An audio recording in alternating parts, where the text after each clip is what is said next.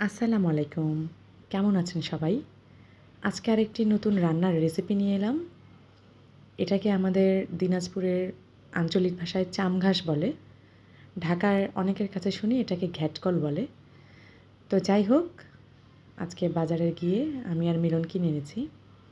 তো এটাকে আমি ভালো করে কেটে নিয়েছি সুন্দর করে। আর পাতাগুলো আমি নেইনি, শুধু ডাঁটাগুলো নিয়েছি। নেওয়ার পরে এটাকে অনেকক্ষণ ধুয়ে নিতে হবে। ধোয়ার পর আমি এটাকে প্রেসার কুকারে সিদ্ধ করে নিয়েছি। দেখেন, পানি দিয়ে প্রেসার কুকারে সিদ্ধ করে নিয়েছি। কতগুলো ঘ্যাটকল সিদ্ধ করার পর কতটুকু হয়ে গেছে। এরপর এই বাটনে দিয়ে আমি এটাকে ম্যাশ করে নেব।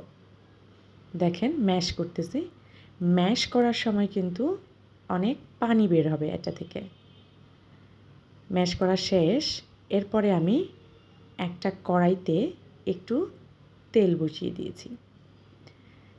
তেলটা গরম হয়ে যাওয়ার পর এখানে পেঁয়াজ কুচি, রসুন কুচি দিয়েছি। এরপর একে একে যা যা দেওয়ার, মরিচ, তারপরে হলুদ গুঁড়ো, একটু আদা রসুন বাটা, গরম মশলার গুঁড়ো সব দিয়ে নেড়ে দিয়েছি। এরপর এখানে আমি শুটকি অ্যাড করছি। আসলে এটার সাথে শুটকি দিলে খুবই মজা লাগে খেতে। একটু মেখে চেখে নাড়াচাড়া করার পর আমি এখানে সেই ম্যাশ করা চামঘাসগুলো দিয়ে দিলাম।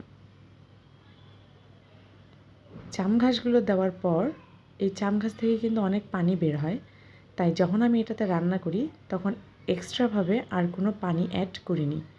আর চুলার আওয়াজটা একদম মিডিয়াম লো আঁচে রেখেছি। আর মাঝে মাঝে এসে শুধু একটু নেড়ে দিয়েছি। তারপর তৈরি হয়ে গিয়েছিল আমার সেই মজাদার তরকারি। ভালো লাগলে কমেন্ট করবেন।